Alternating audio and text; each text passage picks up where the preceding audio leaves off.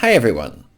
Today's video has 3 points and you're going to want to stick around because the third point is a secret as to the top thing you're doing that shows you hate your readers. So the topic we're discussing today is a little bit of a funny one, but it's why do you hate your readers? So you're looking to get your books out and selling and start building an audience. But the problem is some of the activities you're doing make it appear as if you almost hate your readers.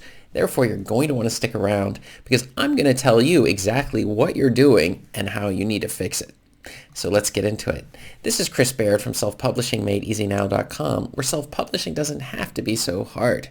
Hit the subscribe button if you'd like for me to make more videos like this one, and just say thanks. That's the easiest way to say thanks, is just hitting the subscribe button. And check out below in the description, you can grab a copy of my self-publishing secrets checklist to make sure that you are not skipping any of the steps necessary to win at the self-publishing game. And there are plenty of secrets in there that you will definitely want to check out.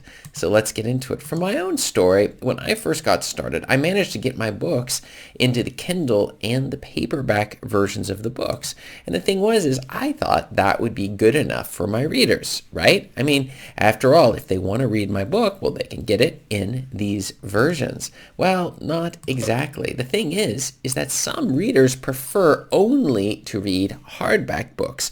Like, it's a huge preference. When they think of their bookshelf, they like hardcover books. And those people are not actually looking to buy the paperback version or even an ebook version, especially for the ebook version. That can be problems for many people.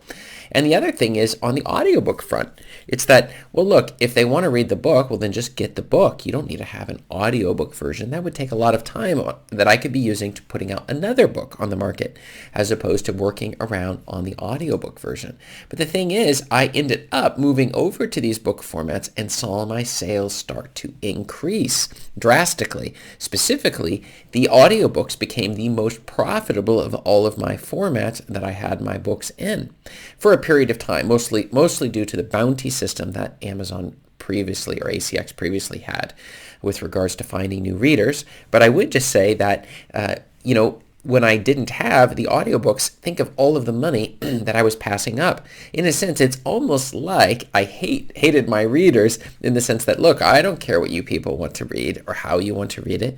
I'm not listening to anything you have to say. I've decided it's going to be paperback and it's going to be the Kindle ebook version, and that's it. In fact, some people, even on my channel here, have commented that they've thought, well, I have short stories, so maybe I should just put them out in Kindle. And the answer is yes, if they're less than 25 pages. Otherwise, no, those things need to go out as paperback books as well. And even if you aren't going to do that, you can bundle those together, and then we can sell it as a collection of your short stories.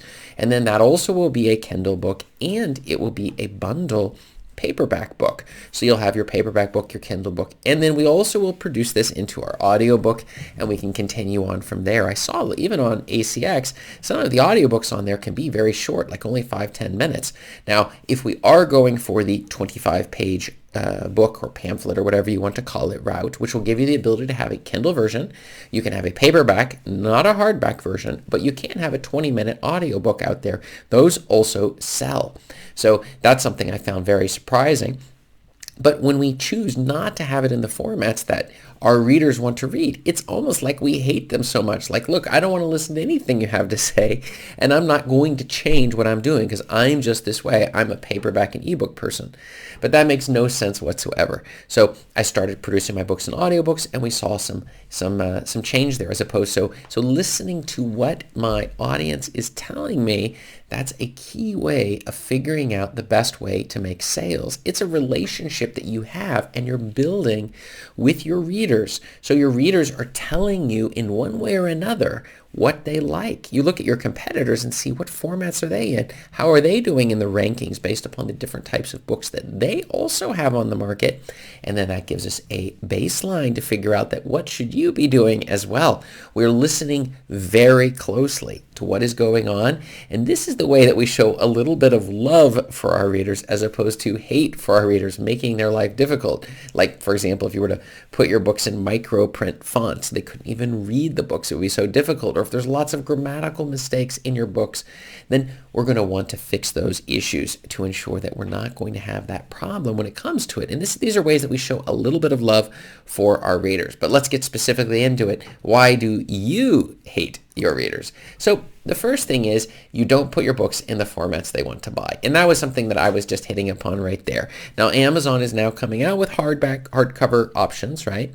I have previously been using Lulu. I was getting some hatred from people thinking I was selling or having them as a sponsor. They're not a sponsor. It's just that I've seen the sales go up lately on Lulu for myself on the hardback books that I put on Lulu. But I'll have to consider if maybe it is worth my time to actually move over to Amazon, since I don't think they are going to charge to put the hardback books through Amazon.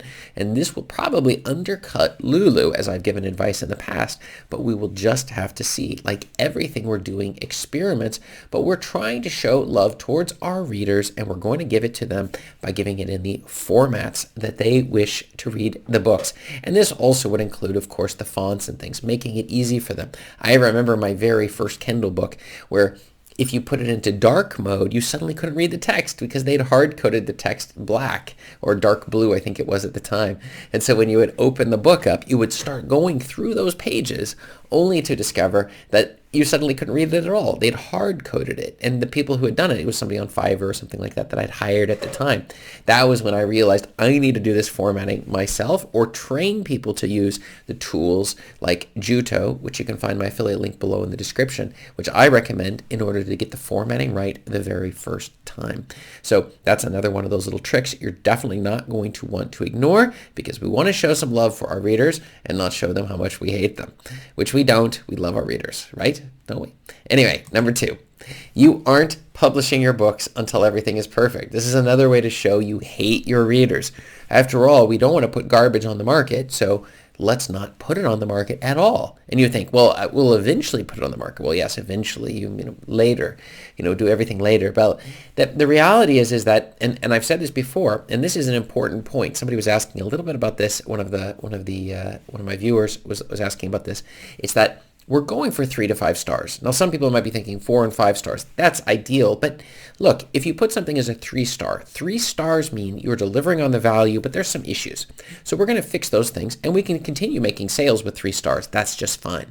If we're going down to 1 and 2 stars, well, then we need to fix it. This isn't about perfectionism. It's to say the quality is too low. Like if I had an app I created and put on the App Store, if somebody's downloading giving it 1 star because it just doesn't work, like it has errors and bugs every single time I want to use it, well, that should be a clear message to me that we need to go back and redo the app. But if it's a 3 to 4 star, well, now it may not be something that's their absolute favorite, but at least is delivering the value that they were requesting. Does that make sense? So what we're trying to do is getting it in that range. And after you've put the book out there, the exciting part of all of this is that you can fix the book. It's not permanently frozen forever out there. Unlike if you went with, like, say, a vanity publisher, or maybe you went with a standard traditional publisher, then it's sort of frozen. They're not going to waste time going back and redoing the book, and they're not going to give you the ability. You're going to have to buy back the rights to your own books. It's crazy, the nonsense that people go through. In fact, even recently, somebody had gone with one of the vanity publishers that I had mentioned previously that a lot of people are asking about, and they were so dissatisfied with this vanity publisher, they wanted to somehow enter into a class action lawsuit because they had gone through them, and then they couldn't even get the rights to their own book, and they weren't giving them any money for the sales. And I know in the small print, you can't even read it. The parts like, we reserve the right to keep all the money or something. I don't know how these things work. My eyes can't even read the print when it's so small inside some of these companies. So as you're producing the book, they're upselling and upselling and upselling and making all sorts of money off of you. And then at the end of it, you're not making any sales, and they're not allowing you to get access to your book, and they control the dashboard. And so you lose a lot of control. And so that can seriously be a problem. But I would suggest that you get your book onto the market and go from there. And then the third, and our secret point of the day of why do you hate your readers, it is because you deep down, you don't believe in yourself and your books. That is to say, you realize for yourself that that you're thinking, I'm not really a writer, I'm not really an author, I don't really know anything about all of this, and so I'm just putting it out there and I'm not sure if they'll like it or not like it. And this lack of confidence of what you're putting on the market creates a little bit of doubt in our readers, and ultimately it means they're not going to end up reading the book at all. This is a way we show hatred towards our readers, right? If you want to show love towards your readers, you should realize, look, everything's not going to be perfect. We're going to have issues, but we're going to fix these things as we go, and we're going to get better. But you really can't get better when it comes to writing books and publishing books and marketing these very same books if you aren't even doing these steps. And so we need to set very low expectations upon what's going to happen. And as we get things out there, we will improve over time, and our readers are going to let us know, just like many of you viewers let me know if there's any issues with some of the videos or the advice that I'm giving. I love the back and forth feedback so that we're able to learn and grow together. And that's the biggest and most important point. We begin to have a little confidence in ourselves, have a confidence in the things that we are creating for the world to read, explore, and enjoy. And that shows love towards our readers, a little towards ourselves, and also towards our readers, because you need to ask yourself, what do your readers want to do? What exactly do they want you to do? They want you to produce books. They love your books once you get them out there and start marketing and building up your audience, and they want you to produce more books. This is how we show love towards our readers and quit hating them. So my question for you today is, do you do things that annoy or show hatred towards your current or future readers? If you do, let me know some of the things that you've done that really get under the skin of your readers. And if you don't, then write no down below in the comments, because I need to know where you're coming from. And check up above me here for more video answers to your self-publishing questions. Thanks.